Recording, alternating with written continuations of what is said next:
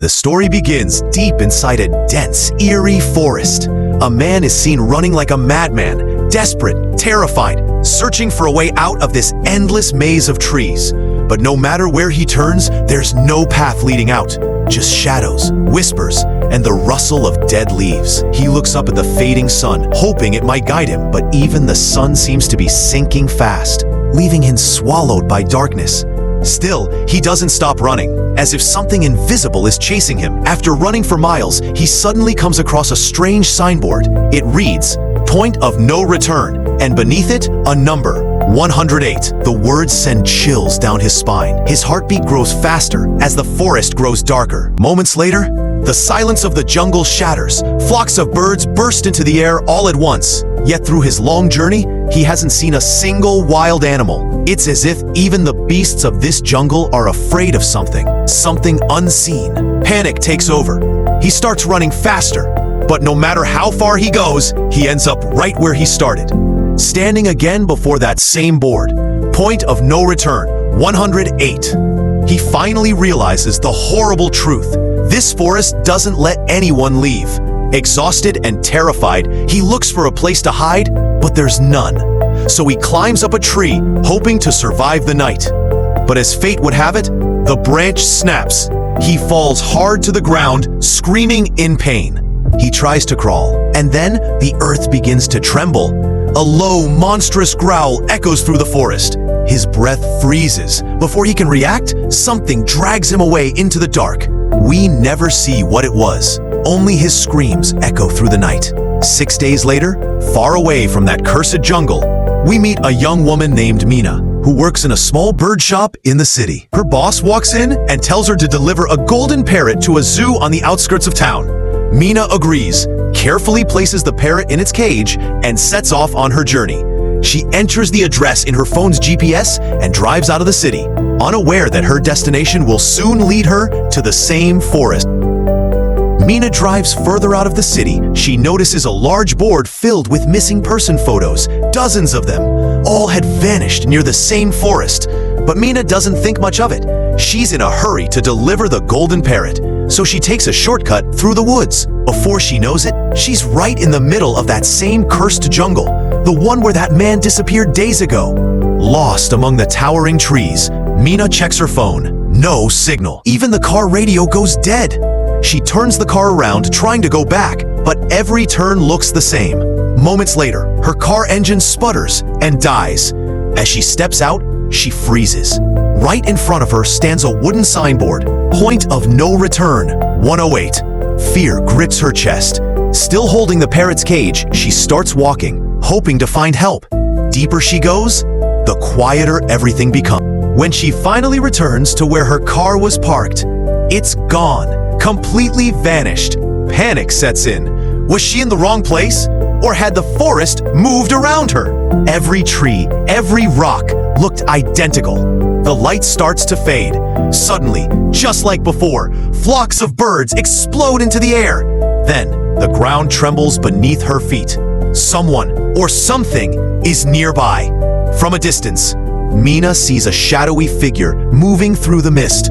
She runs toward it, shouting for help. But when she reaches, there's no one there.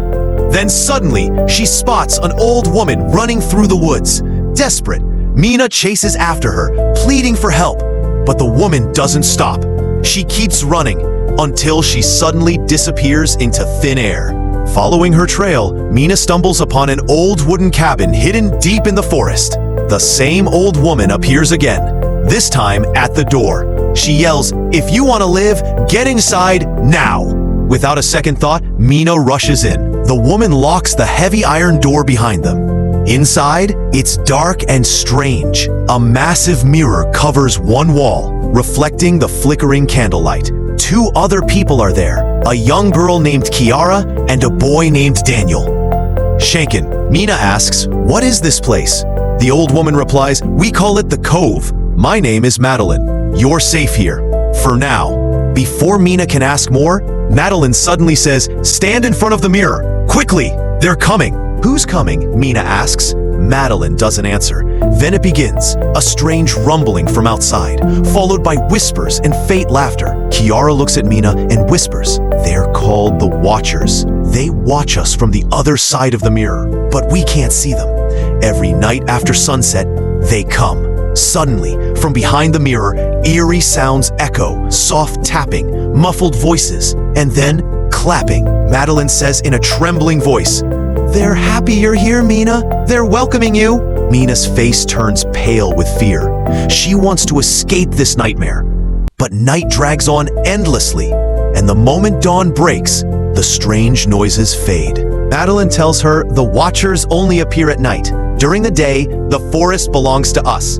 Determined to leave, Mina decides to find her way out as soon as the sun rises. Madeline warns her, "No one leaves this forest. If you're not back before sunset, you'll never survive." But Mina doesn't listen. Gripping the parrot's cage tightly, she steps into the forest once again. Not long after, she sees it again, the same cursed board. Point of no return, 108. Her heart pounds, but she keeps moving toward the sunlight, hoping to find an exit. When Mina finally opens her eyes, she finds herself standing at the edge of a mountain cliff. From there, she can see nothing. Defeated, she sinks to her knees. Just then, a hand rests on her shoulder. Startled, she turns around. It's Madeline. Madeline softly says, "You're not the first one who tried to escape and failed. We all did." She looks out into the trees and adds, "This forest isn't just a place, Mina. It's a hunter, and we're its prey." She leads Mina deeper into the woods. Everywhere they go, Mina sees the same old signs, point of no return. Hundreds of them, forming a huge circle around their cabin. Madeline explains, "These signs mark the boundary. Step beyond them and you'll never find your way back. Ignore them and you die." When Mina asks who placed them there, Madeline replies, "Someone called the professor. No one's ever seen him, but his presence is everywhere." As night falls, they return to the cabin. Soon the Watchers arrive again. This time, Kiara, the young girl, dances in front of the mirror, whispering, "They like this. It keeps them calm." They weren't forced to stand still all night. They could move, talk, do anything, as long as they never turned their backs to the mirror. Because if they did, the Watchers would rage. During the day, they faced another kind of struggle, hunting, foraging, and surviving off whatever they could find. The next morning, Mina joins Kiara for a hunt. While walking, Mina asks, "What do the Watchers even want from us?" Kiara sighs, "I don't really know." Madeline says they just observe us, but if we ever see them, we'll lose our minds. They're not human, Mina, not anymore. She points to a deep pit in the ground and says, "There are hundreds of these across the forest. That's where the Watchers sleep during the day. The sunlight burns their skin." Then Kiara's voice cracks a little. "I came here 5 months ago with my husband. 6 days ago, he went looking for a way out. He hasn't come back, but I know he's still alive. But we, the audience, know the truth. Her husband was the same man from the beginning, the one dragged into the dark. He never made it out." Later, when they return to the cabin, Madeline gathers everyone and lays down 3 rules for survival. First, never open the door after sunset. Second, never turn your back to the mirror. Third, never go near the pits and always stay in the sunlight. Follow these rules, Madeline warns, and you might live another day. But Mina doesn't believe her. That night, while everyone sleeps, she presses her ear against the mirror, trying to hear the Watchers. Silence. She smirks, thinking Madeline's stories are lies. To prove it, Mina breaks the rule. She turns her back toward the mirror and lies down to sleep. Instantly, a thunderous pounding shakes the cabin. Something begins slamming the mirror from the other side. Madeline wakes up in terror, shouting, "Face the mirror now!" The moment Mina turns around, the noise stops. Just silence. Madeline whispers, "They consider it disrespect when we turn our backs to them." Morning arrives. Mina, still shaken, decides to go hunting again, this time with Daniel. She asks him, "Have you ever seen a Watcher?" Daniel shakes his head. No one has. Anyone who does, doesn't live long enough to tell. But Mina has doubts. "I think Madeline made all this up to control us. What if those pits aren't homes for Watchers, but a way out of this forest?" Daniel, desperate for escape, agrees. And together, they walk straight toward one of the dark pits. Tying a rope around her waist, Mina slowly lowers herself into the darkness below. Mina slowly climbs down into the deep dark pit, holding onto the rope tightly. Daniel is up there, keeping the other end firm in his hands, ready to pull her up at the first sign of danger. As Mina reaches the bottom, her flashlight flickers, and what she sees sends chills down her spine. The ground is covered with human belongings, bags, clothes, cameras, watches, everything once owned by the people who vanished into this cursed forest. She quickly gathers what she can, handing it all to Daniel through the rope, old equipment, a rusty bicycle, and a broken camera. Then she waits for Daniel to drop the rope again so she can climb out. But before she can even call his name, Mina hears movement from inside the pit. Something or someone is coming closer. Her breath freezes. "Daniel, pull me up," she screams. Suddenly, a long, deformed hand reaches toward her from the darkness. It's a watcher, but just as it's about to grab her, sunlight hits its skin, and it burns like fire. The creature shrieks in pain and retreats. Daniel quickly throws the rope back, and Mina climbs up, trembling and terrified. Back in their safe house, Medline immediately senses something's wrong. She looks at the pile of new stuff and asks, "Where did you find this?" Daniel lies, "In the forest." But Medline isn't convinced. She knows this isn't from the forest. It's from one of the forbidden pits. She warns Mina to tell the truth, but Mina stays silent. That night, they decide to use the old camera Mina found, hoping to finally see the watchers for themselves. Daniel connects it to their TV, despite Medline's desperate pleas to stop. Hours pass, midnight, no sign of the watchers, and just when everyone relaxes, knock knock, someone's at the door. They look at the TV feed and freeze. Human legs are visible outside the door. Then a familiar voice speaks. It's Kiara's husband. He's begging to be let in. Kiara's eyes fill with tears. She runs to open the door, convinced he's come back to save her. But Medline blocks her. "Don't, that's not your husband. No human could survive out there at night." Kiara refuses to believe her. So Medline says, "Ask him something only your real husband would know." Kiara shouts a question about a book they both loved. The man outside stays silent, and that's when the truth hits. It's not her husband. It's a watcher, mimicking his voice. The creature, furious at being exposed, smashes the camera outside. The TV goes black. The house shakes as the watchers pound on the mirrors, cracking the glass in rage. Medline quickly orders everyone to line up, facing the mirrors, because if they turn away, the watchers will see it as an insult. After endless minutes, the pounding stops. Silence. They survive the night, barely, but Medline is furious. "You broke the second rule," she yells. "You brought their things here." The next morning, she takes all the stolen items back to the pit and throws them inside, hoping to calm the Watcher's wrath. From that day, strange things begin happening around them. Daniel starts losing control, snapping in anger at small things. Meanwhile, Kiara, shattered by the truth that her husband is gone forever, decides she doesn't want to live anymore. She walks toward one of the Watcher's pits, ready to jump in and end it all. But before she can, Mina arrives just in time and pulls her back. Yet something about Daniel's eyes looks no longer the same. Air is cold, fixed on Medline, and filled with rage. Daniel suddenly snaps. His eyes burn with anger as he grabs Medline and ties her to a tree. "No more of her stupid rules," he shouts. "From now on, everyone listens to me."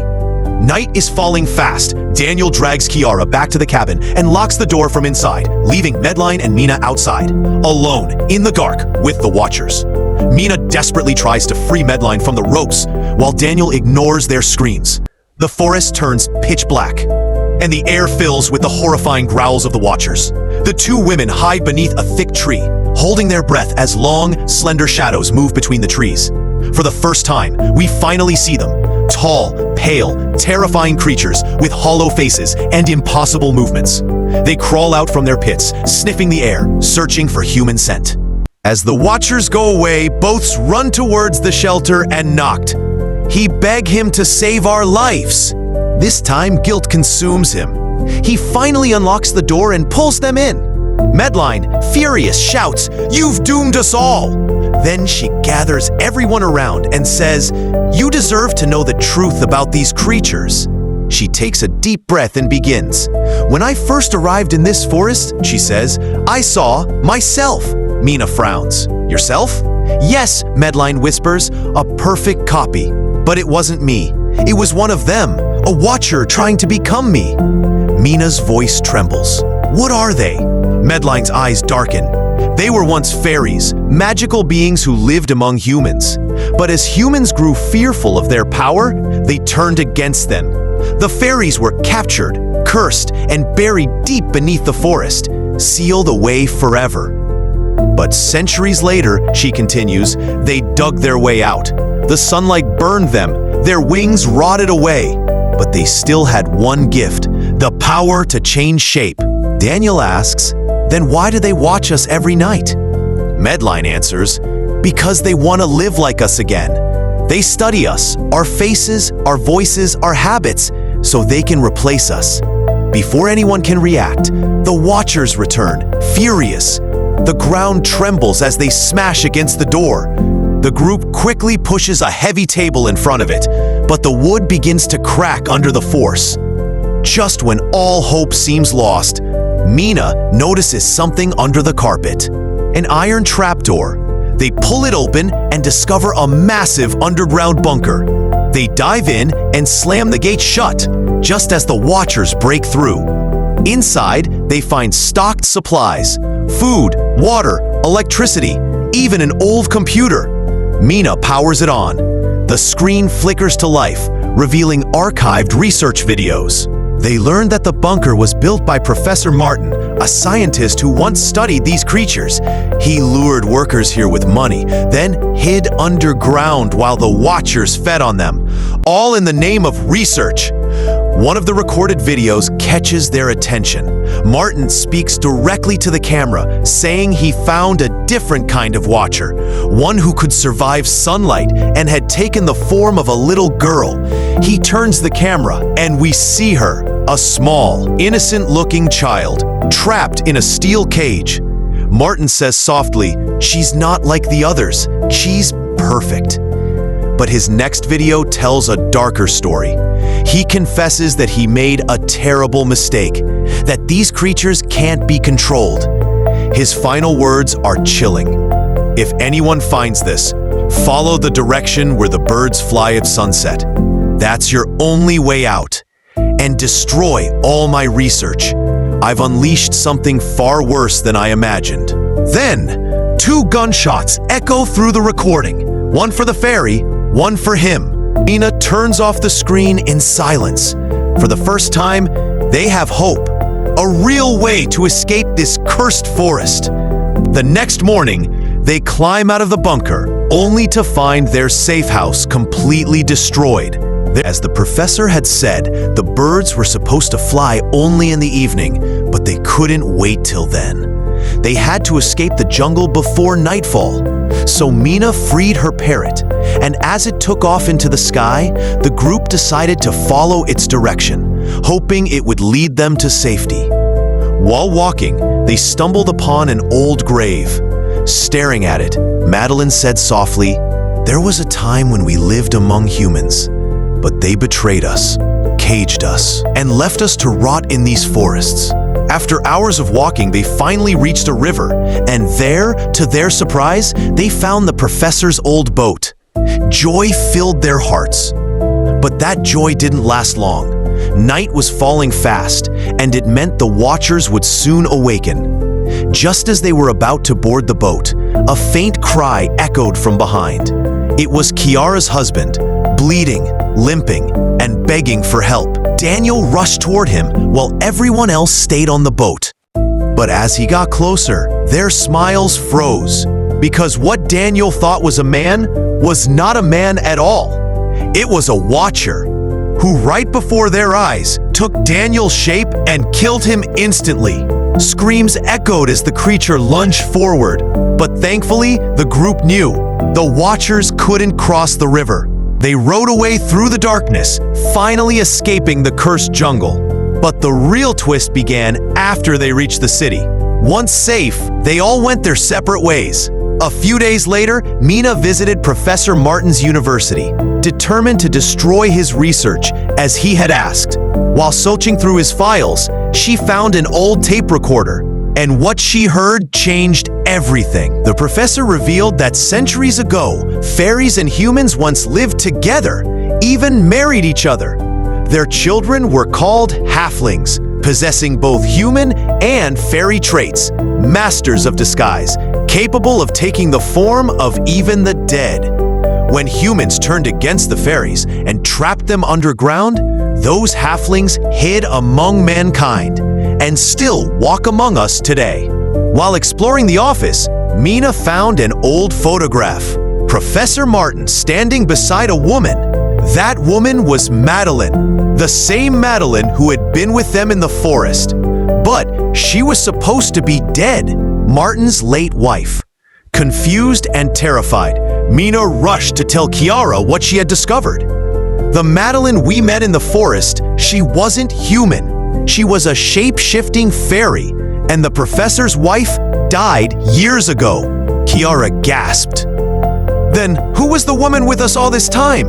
Mina replied, Professor Martin tried to bring his wife back. When he found a fairy who could appear during daylight, he forced her to take his wife's form. But the fairy turned against him and killed him instead. Just then, a car pulled up outside. When Mina looked, her blood ran cold. It was Kiara, but Kiara was already inside with her. The real Kiara stepped out, and instantly the fake one, Madeline, revealed her true self, shifting forms and attacking. You humans never accepted me, she screamed. Even my own kind rejected me because I was different. I only wanted to live among you. But your professor used me, caged me, and tried to destroy me. Now it's your turn to die. Madeline's body began morphing into Mina's shape as she strangled her. But Mina gasped. Wait, don't you see? You're not like them or us. You're both half human, half fairy. That's why you can walk in the sunlight. You're not alone. There are others like you. Hearing this truth shook Madeline to her core. Her skin began glowing, wings tore out from her back, and within seconds, she transformed into her real self. Then, without a word, she spread her wings and flew away into the night sky. Weeks later, Mina was seen living with her sister, finally feeling safe. But one evening, she told her sister softly, I think she's still watching me. Her sister smiled. Oh, don't worry, it's just your imagination. Yet as the camera panned outside, we saw a little girl standing quietly beneath the house. Her eyes shimmered in the dark. It was Madeline, still among humans, still watching. And with that chilling shot, the story ends.